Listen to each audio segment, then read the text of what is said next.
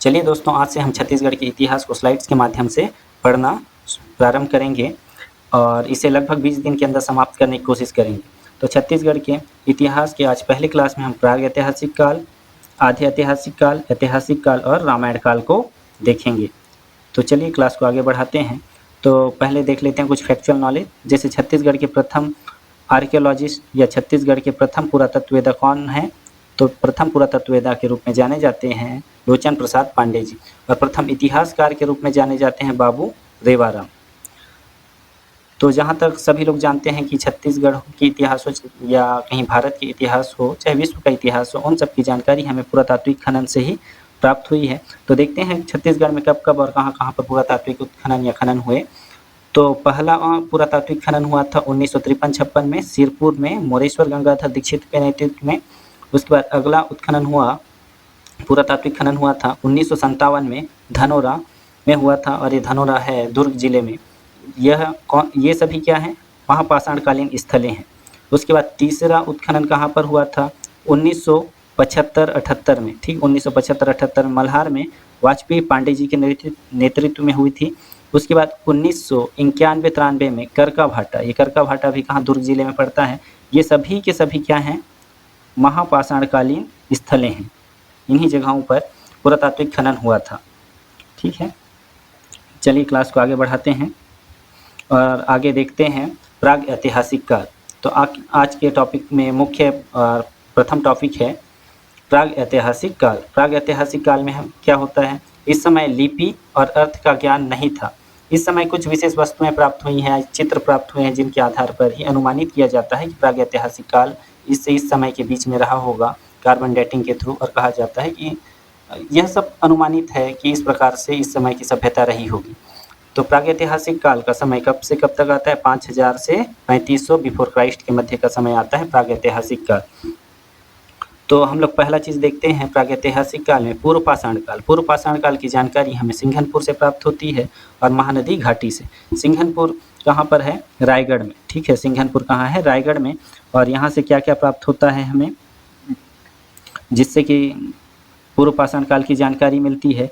यहाँ से एक कुदाल प्राप्त हुआ है और सीढ़ीनुमा मानव की आकृति प्राप्त हुई है। ठीक, उसके बाद देखते हैं मध्य पाषाण काल। मध्य पाषाण काल की जानकारी हमें कबरा पहाड़ से प्राप्त होती है, जो कि वर्तमान में रायगढ़ जिले में है।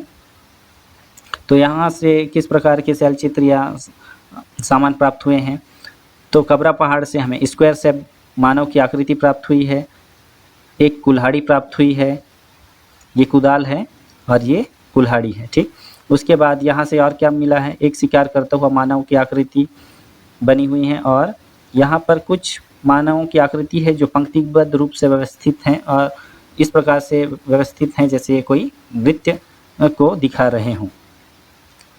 ये सभी शैलचित्र हैं और ये जो कुल्हाड़ी है वो प्राप्त हुई है।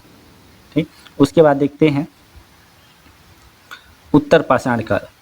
तो अगला है उत्तर पाषाण काल। उत्तर पाषाण काल में क्या क्या देखेंगे, उत्तर पाषाण काल की जानकारी हमें सिंघनपुर से प्राप्त होती है, जो कि रायगढ़ में है, और महानदी घाटी से प्राप्त होती है, साथ ही धनपुर से प्राप्त होती है। तो ये धनपुर कहाँ पर है, गौरेला पेंड्रा मरवाही में वर्तमान में है। तो यहाँ से क्या क्या प्राप्त हुआ है, इन सब जगहों से मानव आकृति और जानवर के शैलचित्र प्राप्त हुए हैं।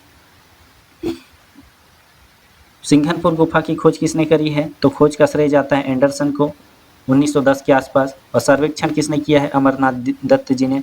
ये सब क्वेश्चन सीधे आ जाते हैं कि सिंघनपुर गुफा की खोज किसने करी है, एंडरसन ने, साथ ही सर्वेक्षण किसने किया है, अमरनाथ दत्त ने। तो सिंघनपुर गुफा के जो शैल चित्र हैं उनकी तुलना पर्सी ब्राउन, जो कि ब्रिटिश इतिहासकार या पुरातत्वविद हैं, उन्होंने सिंघनपुर गुफा के शैल चित्रों की तुलना ऑस्ट्रेलिया और स्पेन के शैल चित्रों से करी है। ठीक, उसके बाद अगला देखते हैं हम नवपाषाण काल। अगला देखेंगे हम लोग नवपाषाण काल। तो नवपाषाण काल की जानकारी हमें अर्जुनी, टेरव, चितवा डोंगरी से प्राप्त होती है। तो ये चितवा डोंगरी कहाँ पर है, वर्तमान में मोहला, मानपुर, अंबागढ़ चौकी में है। पहले यह राजनांदगांव में था।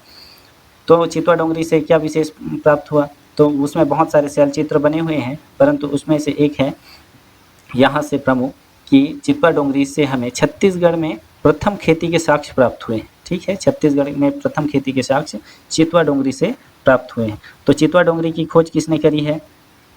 तो चितवा डोंगरी की खोज रविंद्रनाथ मिश्र और भगवान दास ने किया है।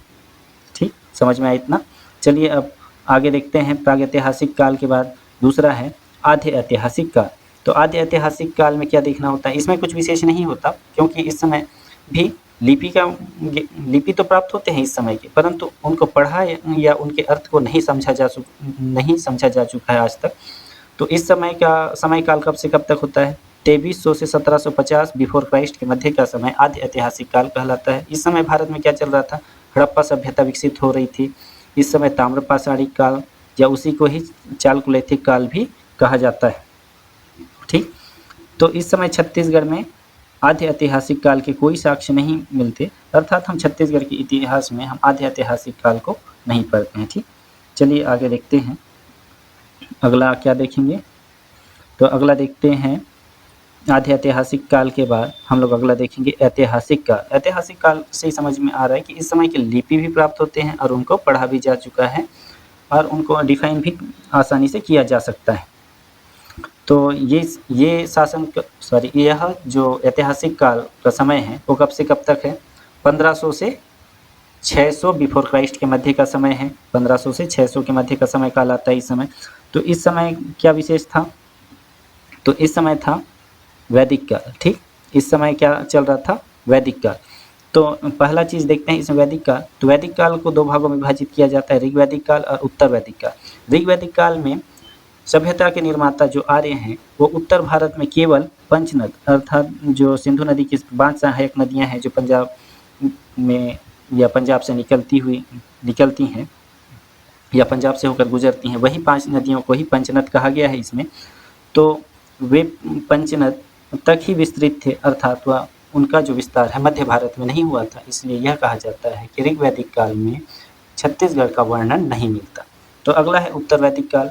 उत्तर वैदिक काल में सभ्यता के जो निर्माता आर्य हैं वे मध्य भारत में विस्तारित होने लगे और मध्य भारत के जो नर्मदा नदी है जो हमारे छत्तीसगढ़ के बाजू में स्थित मैकल रेंज के अमरकंटक से निकलती है, उसी नदी को उन्होंने अपने विवरणों में रेवा नदी के रूप में उल्लेखित किया गया है। ठीक, उन्होंने अपने विवरणों में किस नाम से उल्लेखित किया इसे? रेवा नदी।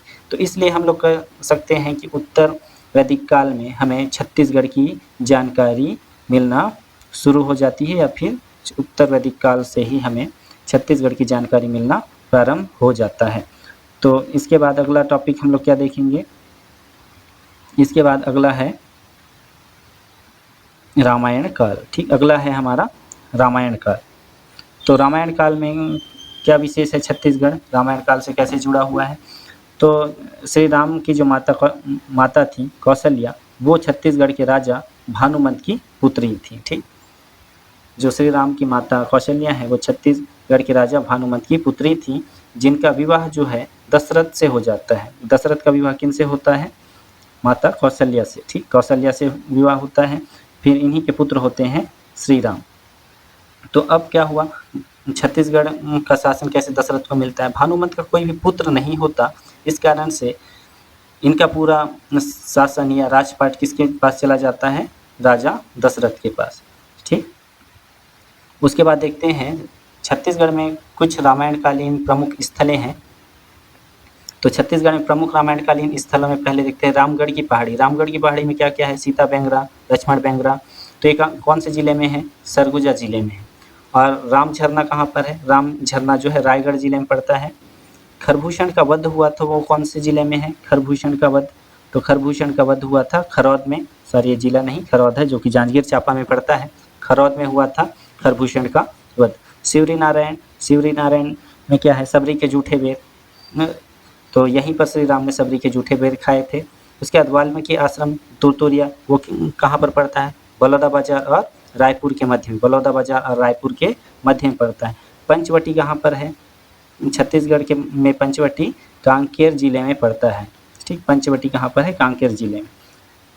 इसी के साथ हम लोग रामायण काल के भी इम्पॉर्टेंट टॉपिक्स को देख चुके हैं।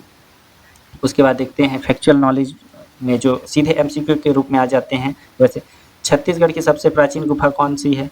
सिंघनपुर और कबरा पहाड़, इन दोनों को ही कहा जाता है छत्तीसगढ़ की सबसे प्राचीन गुफा। कोंडागांव के राजपुर व गढ़ धनौरा से हमें क्या प्राप्त होते हैं? कोंडागांव के राजपुर और गढ़ धनौरा से हमें पाषाणकालीन औजार मिले हैं। ठीक, उसके बाद क्या है? पाषाणकालीन औजार के बाद सलासयों की नगरी किसे कहा जाता है? डायरेक्ट क्वेश्चन आता है, सलासयों की नगरी किसे कहा जाता है? रायगढ़ को। ठीक, उसके बाद छत्तीसगढ़ की सबसे लंबी गुफा कौन सी है? बोतलदा है। शैल चित्रों की खोज के रूप में किसे जाना जाता है? मैंने पहले बताया था जैसे एंडरसन। ठीक है, शैल चित्रों की खोज के रूप में एंडरसन के रूप में जाना जाता है, एंडरसन को जाना जाता है। उसके बाद कर्मागढ़, कर्मागढ़ एक ऐसा जगह है या ऐसे कर्मागढ़ में ऐसे शैल चित्र हैं जहाँ पर एक भी मानव की आकृति नहीं बनी हुई है। ठीक है, एक भी मानव की आकृति नहीं बनी हुई है, इसको ध्यान रखना। उसके बाद खैरपुर की विशेषता क्या है? खैरपुर के शैल चित्रों की विशेषता है वो रात्रि में क्या होते हैं? रात्रि में चमकते हुए प्रतीत होते हैं, वो रात्रि में चमकते हुए प्रतीत होते हैं। इस प्रकार से आज का क्लास यहीं पर समाप्त होता है। धन्यवाद। इसके बाद आप लोगों के लिए कुछ क्वेश्चन हैं, उन यदि आपको पता हो या ध्यान से इस क्लास को देखा होगा तो इन सब का उत्तर आपको अवश्य ही पता होगा, तो इन्हें आप कमेंट के माध्यम से बता सकते हैं और मैं कोशिश करूँगा कि इसका रिप्लाई आपको सही आंसर के साथ कर पाऊँ। ठीक, तो पहला क्वेश्चन आपके लिए है, मध्य पाषाण काल की जानकारी कहाँ से प्राप्त होती है? पहले स्लाइड में जो हम पढ़ चुके हैं। उसके बाद सीता बेंगरंग की गुफा कहाँ पर है? इसका आंसर बताइएगा। सीढ़ीनुमा मानव की आकृति कहाँ से प्राप्त हुई है? और चितवा डोंगरी किस जिले में है? इन सभी क्वेश्चनों का आंसर आप कमेंट बॉक्स में देंगे। चलिए, धन्यवाद। आज का क्लास यहीं पर समाप्त होता है।